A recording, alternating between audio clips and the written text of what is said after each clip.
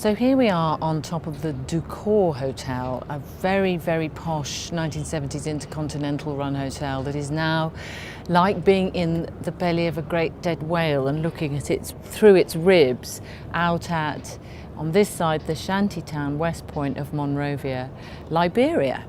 It's a classic example of how war can be so devastating, and how a lot of people have come out so strongly and more positively out of the situation.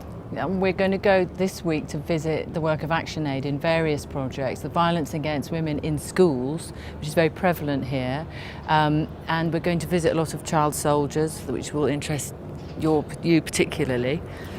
Yes, and I'm so looking forward to the peace building and reconciliation programs they have as far as child soldiers are concerned.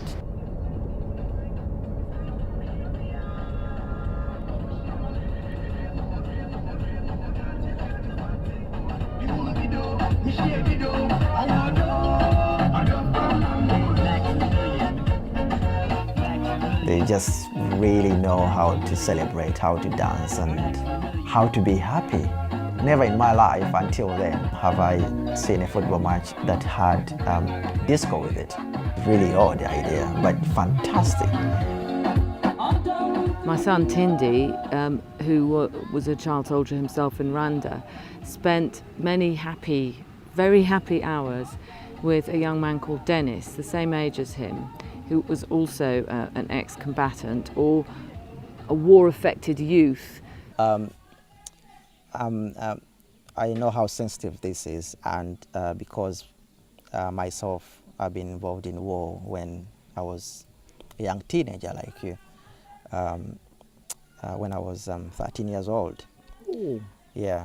So coming back from war, and did you get any rehabilitation? Because I got rehabilitation when I got out of war. We saw a facilitator came from ActionAid training. They facilitated us how to speak in group, how to be, ready to move with your friend in the community, how to forget about the past and just be with the present, which is if something harm you from the war, how to be, to be free from it. How when somebody help you from one place to another, you should be able to help your friend from that place to another place. What would you recommend ActionAid to do more in the community? Because the sensitization that they carry out for us, for where I am now, at that time I was very traumatized. Yeah, of course. But now I'm traumatized now. No, you're not. Yeah, of course you are, but but so still you're happy and So you have for a that, beautiful girl. Yeah.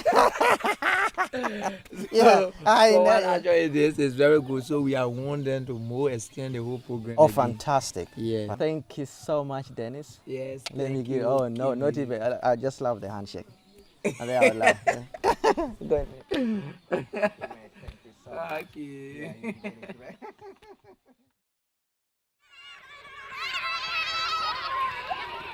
We started at a school where the children came and met us with great enthusiasm, and where we encountered an extraordinary group of girls who were involved with an organisation called the Action Against Violence Against Women and Girls in School. The form that this violence generally takes is sexual violence. And we were told by a 15-year-old girl called Prisky that she had studied very hard and she'd taken her exams and she wanted her grades, and she went to her teacher and he said, no, I'm failing you. You've failed. And she, doubting him, said, but show me the papers, show me the grades. And he said, come to my house and I'll show you your grades. And she luckily was advised not to go, because this common practice of selling high grades for sex has taken root in some of these rural communities. So it's a huge problem. But these girls are extremely articulate about the problem and very active in finding ways in which it can be solved. They sit down like a meeting, we discuss. This girl explain her story, this girl explain her story, and then we talk to her. Talk to her, okay. Yes, we talk to her like we did it like a tree. Because a tree, yeah. The problem tree. Yeah, a problem tree. Yes. That's very good, yeah. we talk about teenage pregnancy. What are some of the causes that causes the teenage pregnancy? Okay. We say poverty. Okay. Poverty. Poverty can cause teenage pregnancy. Lack of parental support. Lack of parental support. As for me, I'm saying sex for grace. Sex for grace. Yeah. I think we should take this problem and break it. You break it. It's really hard. I'm really going to hurt myself. There you go. We broke the problem. Hooray! Now you sing us. I probably finish. So, the song. Yes. No money for grace. No sex for grace. All we need is education. No money, No money for grace. no money for grace. No sex for grace. All what we need All what we need is education. is education.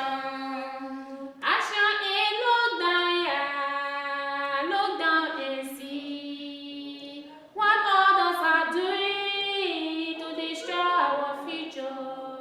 Provide training for teachers, yeah. No college for teachers. If there were a message, a sort of mind vaccine I could give to all girls around the world, it would be this. This is my body, and it belongs to no one else. It's mine. I am my own property. I own myself. I have jurisdiction over my body, and no one can take that away from me under any circumstances without my consent. Property of me. That's my message.